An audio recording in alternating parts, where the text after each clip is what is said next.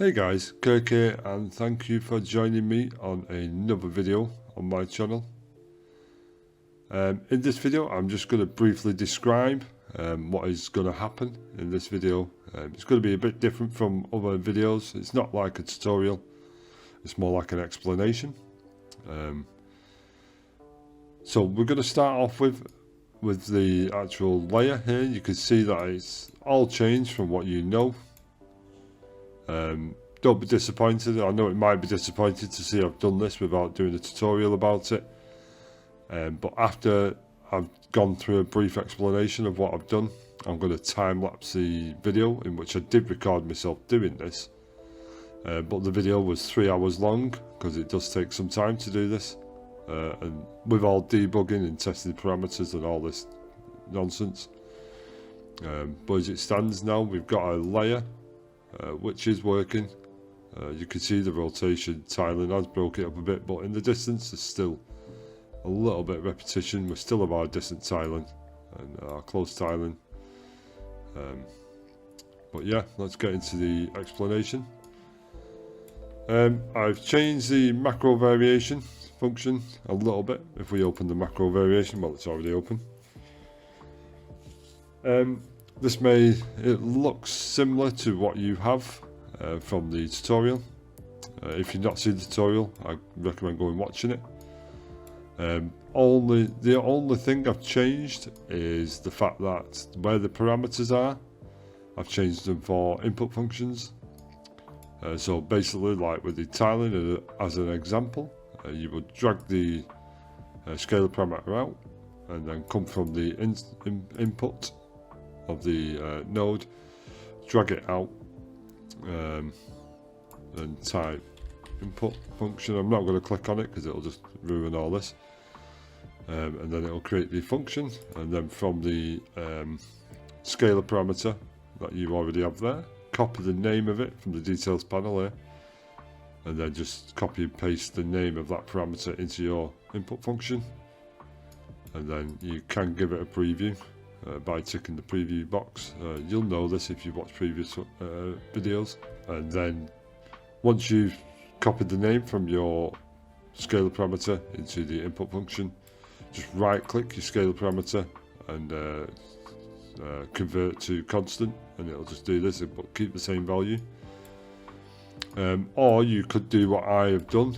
I'll just switch over to my logic, and all the scalar parameters I basically dragged them out. As you can see, I've got macro variation amount there, and I've got my macro variation tiling and my bool. I just basically dragged them out and put them into the logic side of the function, because I changed the macro variation once I'd finished all this. But yeah, the only change to the macro variation that I have made off camera is the switch parameter. And the switch parameter and basically gives the artist yourself the option to enable or disable macro variation when in the material instance where we change all the parameters.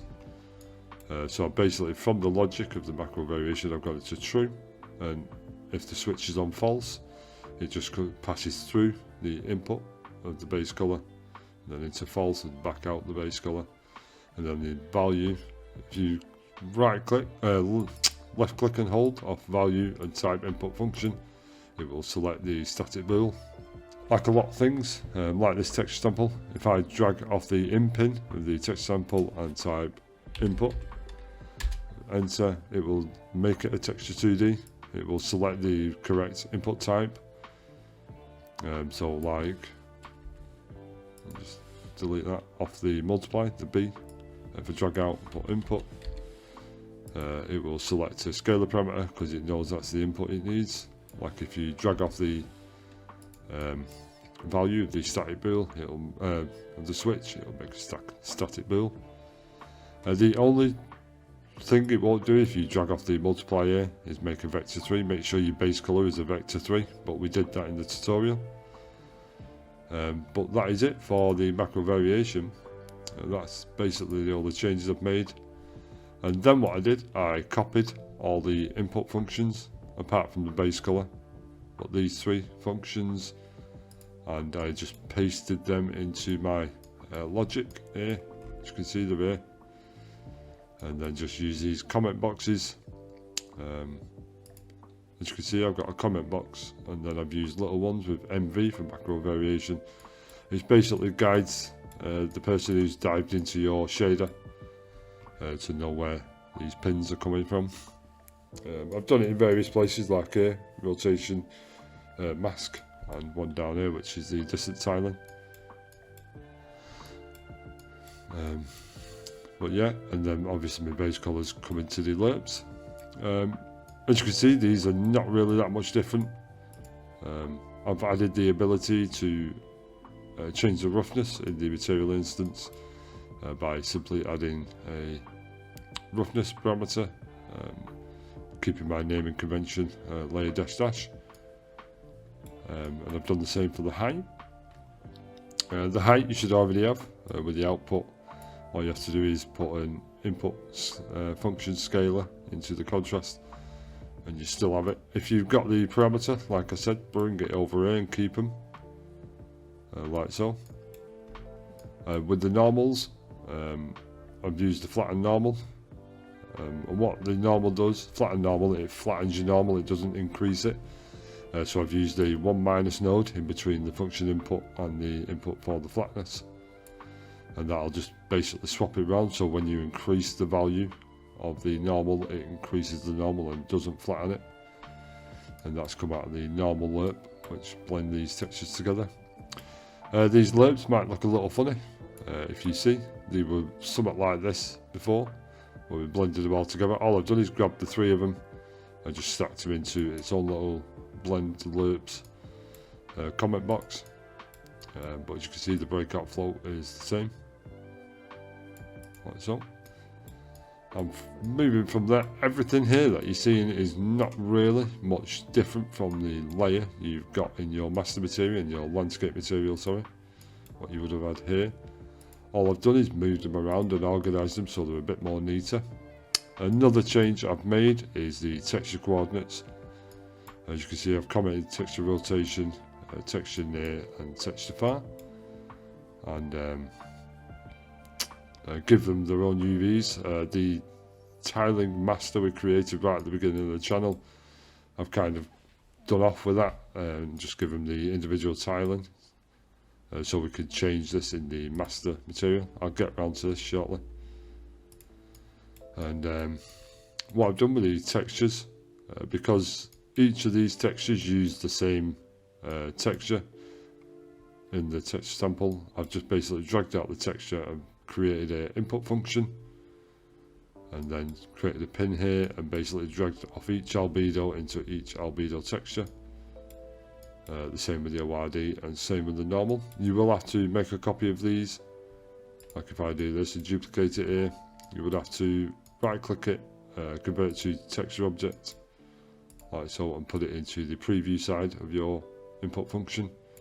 It won't work otherwise. And the distant camera fade, the distant tiling, you'll have static parameters here. Static parameters. You'll have scalar parameters here. Like I said in the macro variation part, just drag out of here and create an input function, and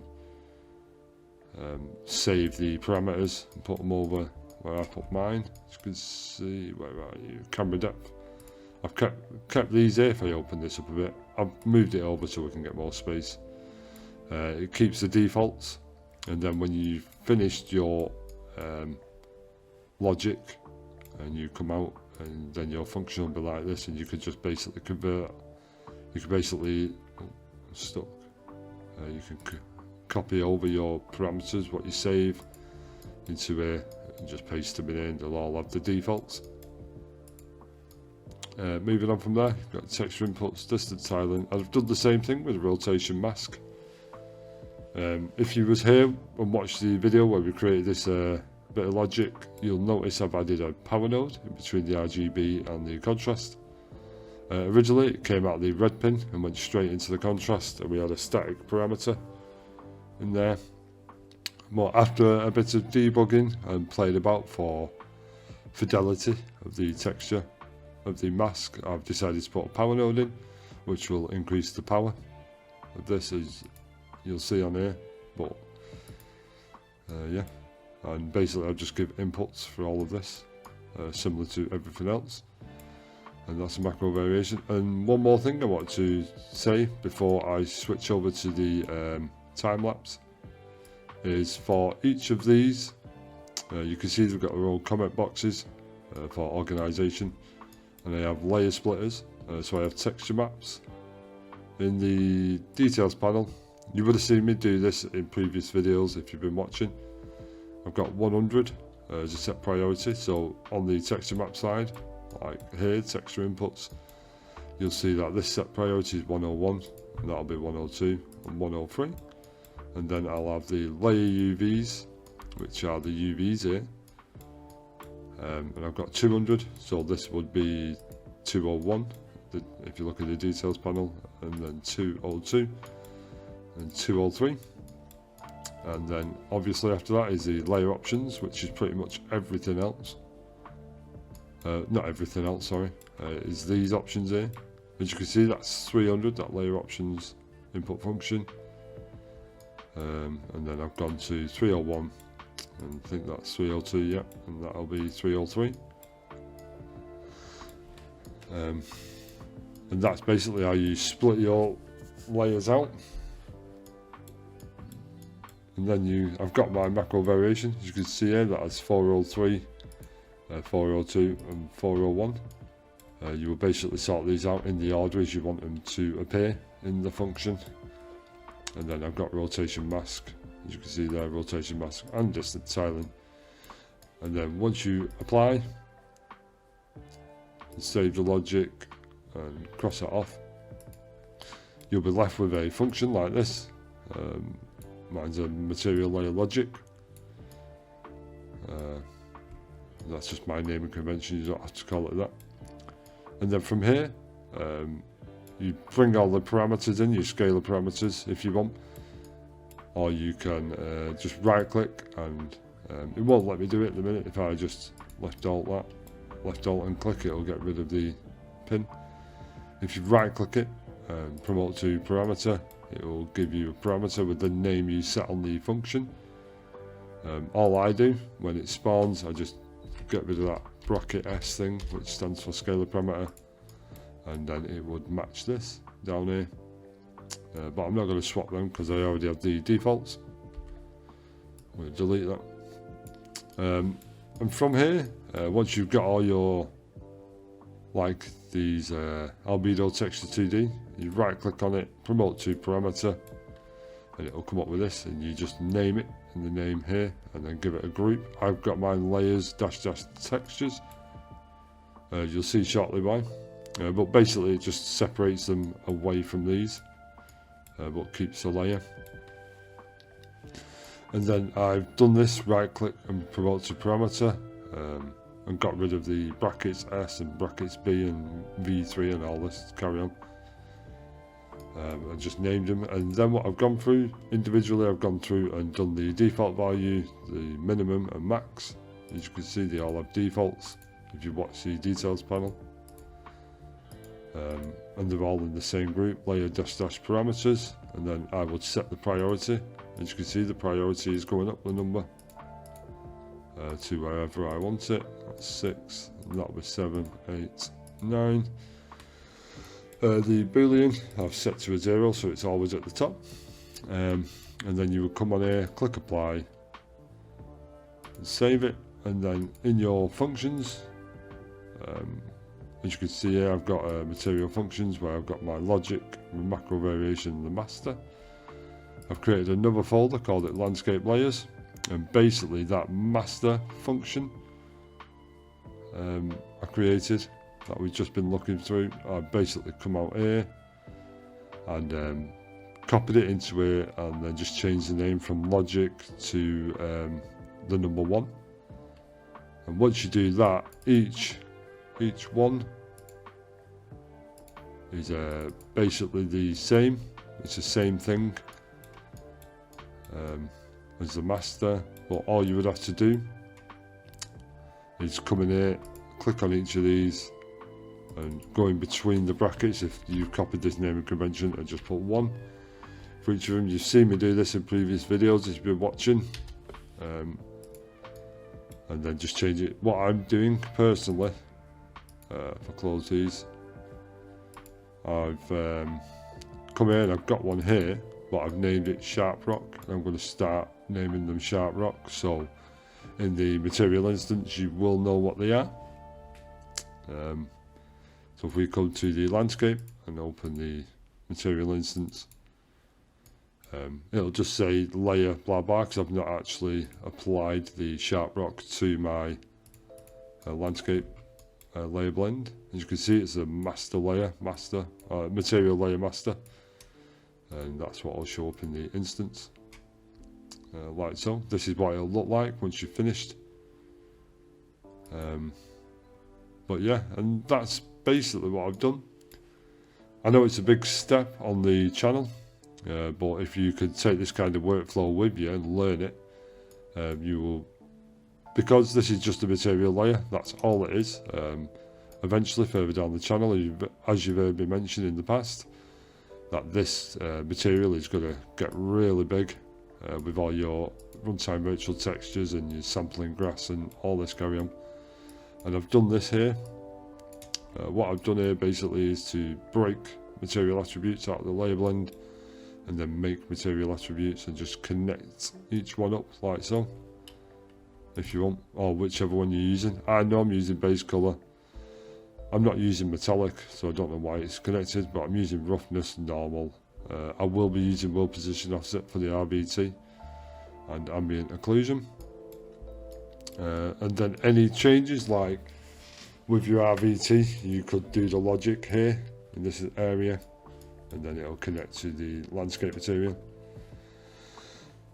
So yeah, and that's the plan. So if you want to, next I'm going to time-lapse the video, which shows me creating the logic of this master logic.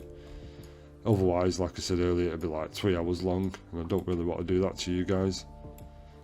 Just maybe slow the video down, or if you want to copy it, pause the video the best you can. I won't, it'll be fast, but it won't be dead fast, so slow the video down and pause it when you need to if you're copying it. But yeah, if you enjoy this, then subscribe.